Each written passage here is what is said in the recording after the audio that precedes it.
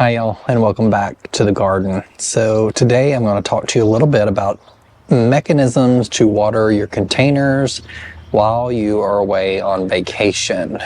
So I'm going to talk a little bit about my system that I have set up on the Pergola today and how I ran that.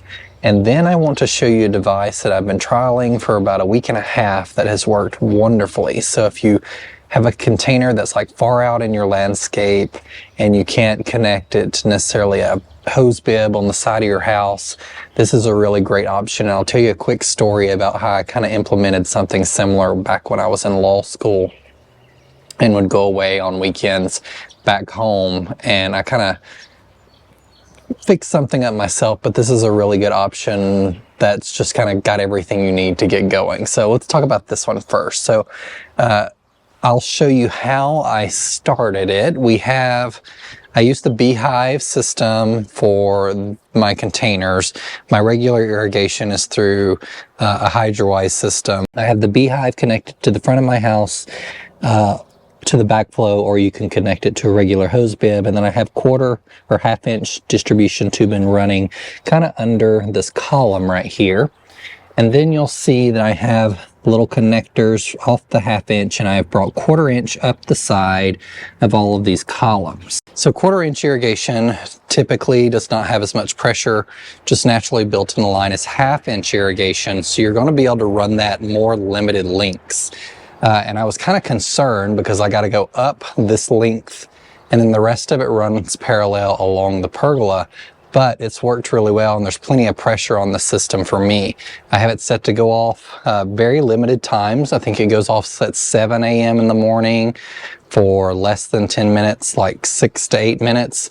And in the evening, it also goes off again for like 4 minutes. And all of the emitters I have on everything, there are 2 gallon per hour emitters in the ferns. So you divide, the minutes by the hours and you get your kind of output, but it's enough to make these containers drip just slightly before the time is up.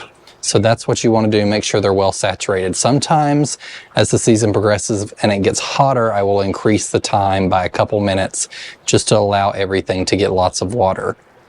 So I have that line running up, and you can see it runs there and over to this fern, and then it continues to run all the way down to this fern and then comes down the columns.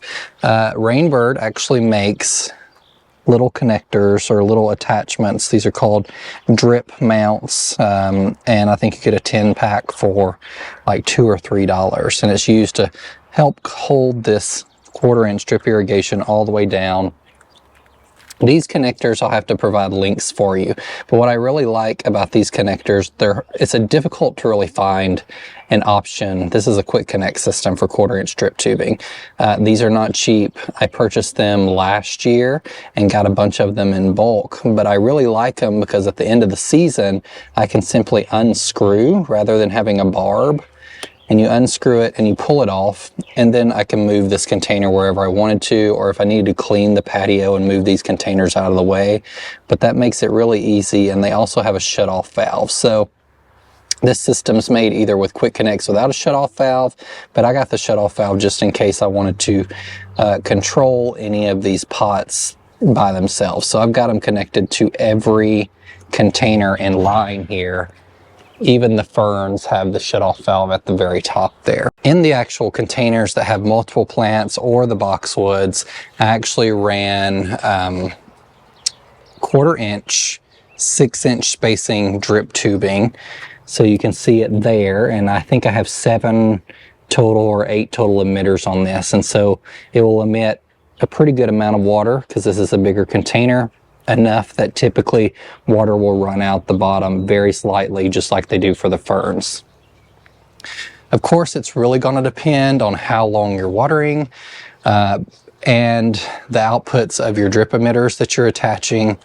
I've really liked using the 1/4 inch drip tubing for the bigger containers this year. Previously, I've used just 2 gallon per hour emitters and attached several of them. This provides a more even distribution across the container. In the ferns, I have 1 2 gallon per hour emitter Like I said, that runs about 6 minutes in the evening, and it'll drip here at 8 p.m. I also just pressure washed this patio, and while I still have it out, this DeWalt electric powered pressure washer that I got earlier this year is awesome. I really love it. It does a nice job. Comes with all sorts of tools built in. I got it at Home Depot. And I have a gas-powered pressure washer, so if you need to clean like concrete or your driveway, you probably want to stick to a gas one. That one's 2100 PSI, and it's plenty for me to spray off the chairs and stuff and actually clean this patio with it, and it worked really well. And I like having the electric one because a few years ago I used my gas one to pressure wash the sidewalk, and I had the exhaust too close to one of my boxwoods and burnt a huge hole in it that's still 2 years later recovering. So it's not loud, and it's easy to use when you need it, and it's quick to set up. So if you don't have an electric pressure washer, I really like this one. Just got it a few months ago, and I've used it to wash the cars and all sorts of other applications. Works really nicely. But let's answer the question of, what if you have a container out in the yard, or for example, you live in an apartment and you have a balcony that does not have a hose bib connection on it? What do you do in those instances? When I was back in law school, I'll just tell you this quick story. I'm really into like technology and home automation, and I purchased basically a fountain pump and connected it kind of to a smart timer that I could run from my phone, and had it connected via kind of a drip line to the containers outside on the patio, and I could run that when I wasn't at home for a certain number of minutes, and it would water everything. Well, there's a company on the market called 𝗣𝗓𝗓 that has created a solar powered pump. They are a division of Husqvarna, and they reached out to me earlier this year wanting me to test one of their products, and it wasn't one that I would have used regularly, so I don't show you things that I haven't and can't use. I want to do things that I think are really interesting, that I would actually use, that I think you would like. So this is the product, and I'll take you out there and show you how it works right quick. But it's called the Aqua Bloom set, and it comes with everything you need. And I'm going to set it down right quick and go over it, because it actually comes with the drip line that you would need and the emitters. I happen to not use any of the emitters in my case because I had plenty of emitters, but it's nice that it comes with everything you need. So if you wanted to get started with drip and you don't have a water source specifically, this is a great option, because you put the pump end into a bucket and it draws water up from the bucket, or they have a nice little container that's black that you can use and connect the pump directly to. I'll put a link to this on Amazon below, because it's worked really well for the past few weeks. But this is what it looks like, and I'll take you out there and show it to you. It's got multiple different scheduling options, and I have mine set to run 5 minutes 2 times a day. You can also turn it on to manually water it. And what I really like about this too, is I was opening it, it's really heavy and substantial, and the batteries are rechargeable batteries, and you can actually remove them. They're rechargeable AA, so in the event the batteries fail, you can replace them. So I don't like typically equipment that has a built-in rechargeable battery, because serviceability on things is really important to me. And this has been working really good so far. So it's solar powered. Ready to use. You just need to let it charge up a little bit with solar, and mine did that in a few hours. And as long as you're putting it in a shady spot, you can see this image here, and I'll share one below, or share one on the screen. This is kind of how it works here. So you put one end of the pump, the line, into a water bucket, and then run the other end out to the containers that you need. Also thought this would be a good option for those of you who might have rain barrels, because it does pull the water from a source. In my case, I have it stuck in a 5-gallon bucket that I've kind of hid behind the shed, and I'm using it to water the container next to the shed multiple times a day. So let's take a look at that right quick. So this is how that container is looking. These are full of all the Proven Winners trial annuals, pretty much everything in here, except for this Diamond Frost Euphorbia and this Peach Canna, which, look at that bloom right there.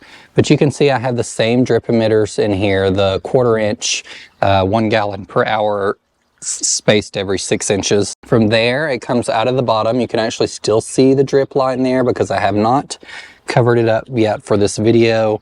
The drip line runs under the shed. and runs up to the pump, which I have put on this fence because it gets plenty of sun. You can see I actually have it set to 10 minutes every 12 hours. So I can manually turn it on, which I'll show you in a minute. But see, the line runs into one location here, and the other line is the source line.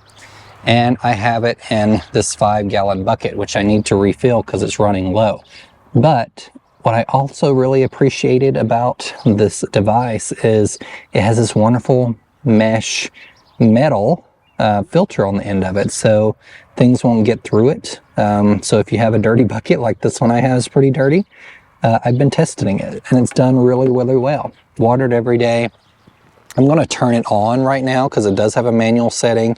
When you set one of the timers, it runs based off the time that it's turned on. So if I wanted, it's right around 7:30 right now. If I turn this off and then turn this on to run 10 minutes, it would run right now for 10 minutes, and then in 12 hours, 7:30 in the morning, it would run again. But there's a 12-hour setting, a 24-hour, a 48-hour, and a 72-hour, so it's really customizable, twice a day, once every 2 days, or once every 3 days. And then you have incremental ones as well, so 10 minutes, 15 minutes, or 20 minutes. The 24-hour has a 5-minute option, so if you didn't need to water that much. But mine, we're going to do the 10 minutes, so I'm going to turn it on right now. And you saw the green light come on here. That means it's running. And I'll take you over here and show you the water that's coming out of these emitters if I can. There we go. See, it's dripping right there. I can actually feel the line pulling water, and it seems to be pretty strong. I mean, this source length right here is pretty good ways, and it's pushing it back down all the way over there to these emitters. So in these instances, I do have drip out here in the landscape, but I mentioned that I don't tend to run the drip in the landscape very much. But my containers, I run twice per day for a few minutes each time. So the fact that I'm not going to be running the landscape irrigation, but once every few days maybe, or once a week, means I would have to drag a hose otherwise to that container to water it each day. But with this, I know that it'll get watered twice a day. Now that I turned it on at 7:30, it'll get watered now for 10 minutes and tomorrow morning for 10 minutes. And I now only have to drag a hose every couple days to make sure that bucket is refilled, which I really like. It's working really good so far for the past week and a half. I'll continue testing it out throughout the summer. As you know, I've mentioned I am not the best at watering things, so anything that can make my job a little easier is definitely a plus. Now, I don't know how many containers you could put this on. Presumably it will work up to some point, just like any other pump would, based on the pressure that it's pushing, but it appears pretty powerful and it is substantial. So what I like about it also is it does come with like a little base, so you can actually put it in the container itself. I just wanted to make sure it got plenty of light here on the fence, and it's not obtrusive or anything. It's a nice gray color, and you can actually hear the water coming through it. I'm not sure if you can hear it on the screen there, but I can hear it. And you can see, based on the condition of these plants, which I haven't personally watered by hand with the hose for over a week, and we've had everyday 90-degree temperatures this week, they're doing really well and really enjoying the amount of water that it's applying. Not too much, runs 10 minutes at a time based on the settings that I'm using it on.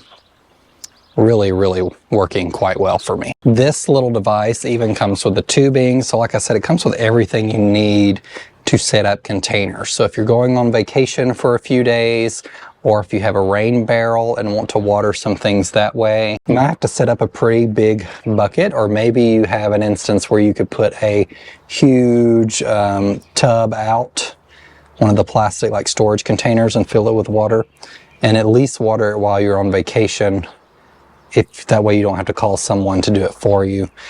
Since I have everything on drip, now that I have even the containers on the patio on drip, I can leave with knowing that everything in my garden can be watered electronically for an extended period of time. So I'll drop a link to this below, because if you are in a situation, I know I have a lot of viewers who live in apartments and have balconies and stuff, and leaving plants as a plant person without water or having someone to come get them can be really difficult for us.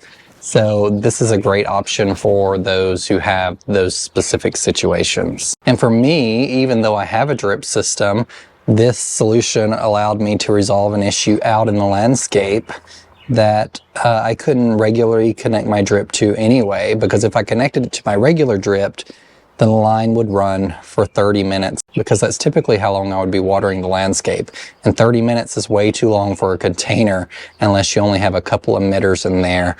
And in those cases, you're not going to be getting adequate water coverage to all of the plants in the container, most likely.